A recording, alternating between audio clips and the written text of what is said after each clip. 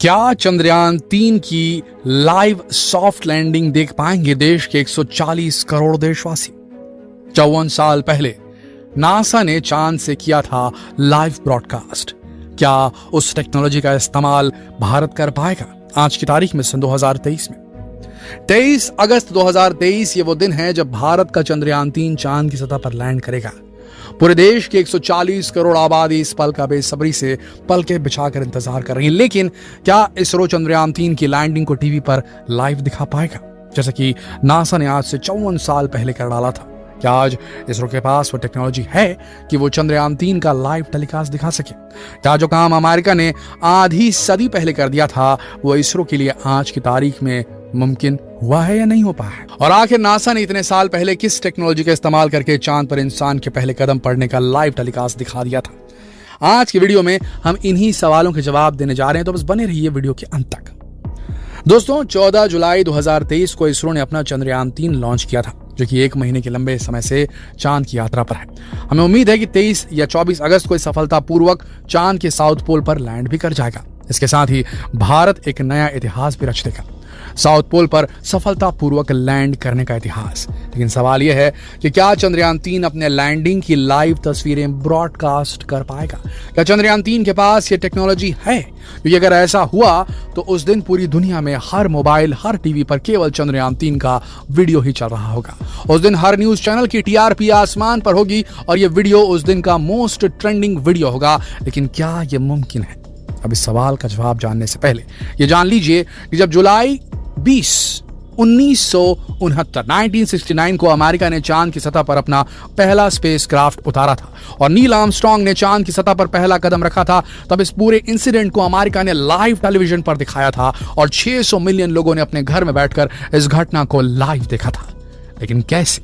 क्योंकि उस समय तो टेक्नोलॉजी इतनी एडवांस भी नहीं थी। फिर कैसे नासा ने चंद्रमा से वीडियो भेज दिया धरती पर? यहां पर एक गांव से दूसरे गांव पहुंचो तो नेटवर्क नहीं मिलता है। कैसे किया उस समय 54 साल पहले नासा ने? वीडियो में आगे बढ़े उससे पहले हम एक बड़ी घोषणा करना चाहते हैं।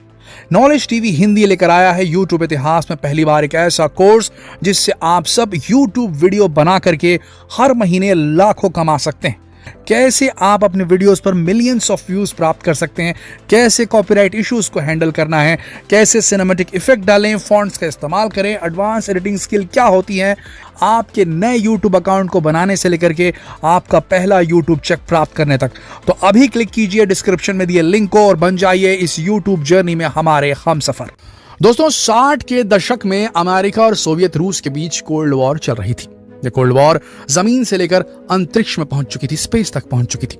सोवियत रूस ने 1959 में अपना पहला स्पेसक्राफ्ट चांद पर भेज दिया था। इसके बाद 12 अप्रैल 1961 को वोस्टॉक 1 एयरक्राफ्ट से यूरी गागारिन को स्पेस में भी भेज दिया, पहला शख्स जो अंतरिक्ष में गया।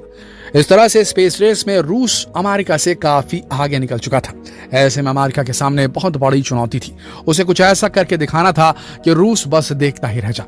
और इसी मकसद के तहत अमेरिका की स्पेस एजेंसी नासा ने चांद पर इंसान को भेजने की तैयारी कर ली।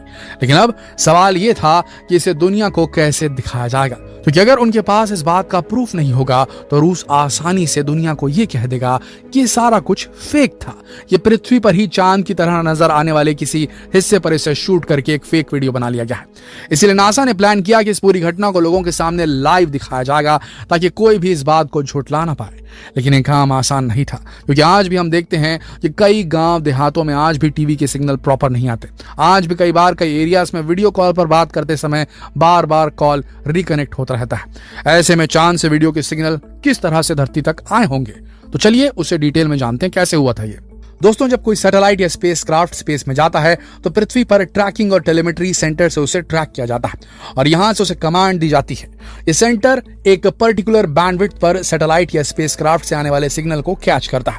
अगर बात इसरो की करें तो इसरो का telemetry tracking and command network centre यानी ISTRAC बेंगलुरु में है। अब नासा के सामने चुनौती यह थी कि उसे टेलीमेट्री और ट्रैकिंग भी करनी थी और उसके साथ वीडियो और वॉइस को भी ऐड करना था। उस समय तो बैंडविड्थ भी इतनी स्ट्रांग नहीं हुआ करती थी। ऐसे में ये एक बहुत बड़ा चैलेंज था। उस समय तो इंटरनेट भी नहीं था। ऐसे में नासा ने उस समय के एक फेमस स्टार्टअप वेस्टिंग हाउस से कांटेक्ट किया। नासा ने इस कंपनी को एक ऐसा कैमरा डिजाइन करने का ऑर्डर दिया जो कि 7 वॉट की पावर पर काम कर सके, क्योंकि चांद पर स्पेसक्राफ्ट में लिमिटेड बिजली ही होती है। इसके साथ ही वो कैमरा कम रोशनी में भी बेहतरीन तस्वीरें खींच सके, ऐसा भी होना चाहिए था, और कम बिट रेट में भी काम कर सके। अगर आपने पुराने जमाने की ब्लैक एंड व्हाइट टीवी देखी होगी तो उसमें आपने लाइंस आती देखी होंगी। असल में उन टेलीविजन्स में स्कैन लाइंस हुआ करती थी। जैसे पिक्चर क्रिएट होती थी, ये लाइंस काफी तेजी से बनती थी, जिससे आपको इमेज बनती दिखाई देती थी।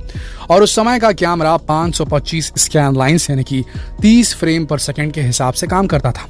और चांद से लाइव ब्रॉडकास्ट के लिए ऐसा कैमरा डिजाइन किया गया जिसमें स्कैन लाइंस 325 पर सेकंड कर दी गई और फ्रेम रेट को 10 फ्रेम पर सेकंड तक कम कर दिया गया।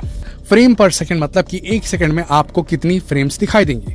इसके साथ ही उन्हें बैंडविड्थ को भी काफी नैरो कर दिया गया और इसके लिए एक नई बैंडविड्थ टेक्नोलॉजी को बनाया गया जिसे यूनिफाइड एस बैंड नाम दिया गया। इसकी खास बात यह थी कि इसमें टेलीमेट्री के लिए भी सिग्नल थे, कमांड सेंटर के लिए भी सिग्नल थे और साथ ही वॉइस और वीडियो को भी इसमें इंक्लूड किया गया था। इसके साथ ही कैमरा इस तरह से डिजाइन किया गया था कि वो चांद के एटमॉस्फेयर में भी अच्छी तरह से काम कर सके। असल में चांद पर काफी ज्यादा रेडिएशन होता है क्योंकि वहां पर कोई एटमॉस्फेयर नहीं है। इसके अलावा चांद पर दिन के समय तापमान 127 डिग्री से ऊपर चला जाता है तो रात को तापमान -157 डिग्री तक पहुंच जाता है। इसीलिए चांद के बदलते तापमान के हिसाब से कैमरे को सही तरीके से डिजाइन किया गया था ताकि वो इन हालातों में भी काम कर सके। इसके बाद इस कैमरे को लूनर मॉड्यूल यानी कि उस मॉड्यूल में जिसमें बैठकर एस्ट्रोनॉट्स को चांद पर उतरना था उसमें फिक्स कर दिया गया। कैमरे से सिग्नल को कैच करने के लिए लूनर मॉड्यूल में ही एंटीना भी लगाया गया था। यह एंटीना कैमरे से मिल रहे यूनिफाइड एस बैंड के सिग्नल को ऑस्ट्रेलिया में मौजूद नासा के एक सेंटर पर भेजता था। इसके बाद नासा उन सिग्नल्स में से इमेजेस को अलग करता था और उन्हें वापस ब्रॉडकास्ट कम्युनिकेशन सैटेलाइट तक भेज देता था, जहां से ये सिग्नल नासा के कमांड सेंटर तक पहुंचते थे और फिर वहां से इसे लाइव टेलीकास्ट किया गया था। इस तरह से नासा ने एक लंबे प्रोसीजर को फॉलो करके पूरी दुनिया को दिखा दिया था कि वो स्पेस रेस का बादशाह।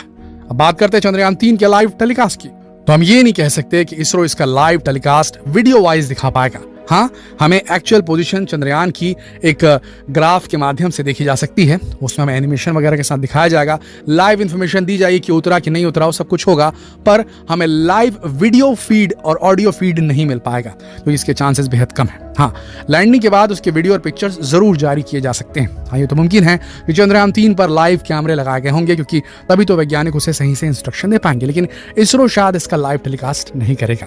दोस्तों, आपका क्या विचार है कि क्या इसरो को चंद्रयान 3 की लैंडिंग का लाइव टेलीकास्ट दिखाना चाहिए या आने वाले मिशन में क्या इसरो ये डेवलप कर पाएगा? डेफिनेटली हमें लगता है कि आने वाले मिशन जो कि चंद्रयान 4 भी आने वाला है। आपको बता दें दोस्तों, चंद्रयान 4 की भी बातें चल रही हैं, चर्चा शुरू हो चुकी है। इनफैक्ट एक पूरा डिजाइन मॉड्यूल अभी कंसेप्चुअल फेज में जा चुका है जिसमें जाक्सा, जापान की स्पेस एजेंसी और इसरो मिलकर के एक बहुत ही advance lander rover system create करने वाले हैं और हो सकता है उसमें जापानीज टेक्नोलॉजी के समावेश के साथ, भारतीय टेक्नोलॉजीज के समावेश के साथ में लाइव टेलीकास्ट इस बार देखने को मिले, पर चंद्रयान 3 में लाइव वीडियो फीड शायद नहीं देखने को मिलेगी। आशा करते हैं इस वीडियो से आपको कुछ नया जानने को मिला होगा। अगर ये वीडियो आपको पसंद आई तो इसे अपने तक बिल्कुल सीमित न रखें दोस्तों, इसे शेयर करें फेसबुक पर, व्हाट्सएप पर, यूट्यूब पर। जल्द मिलते हैं आपसे अगले वीडियो में, तब तक के लिए आप सबका इस वीडियो के अंत तक बने रहने के लिए दिल से धन्यवाद।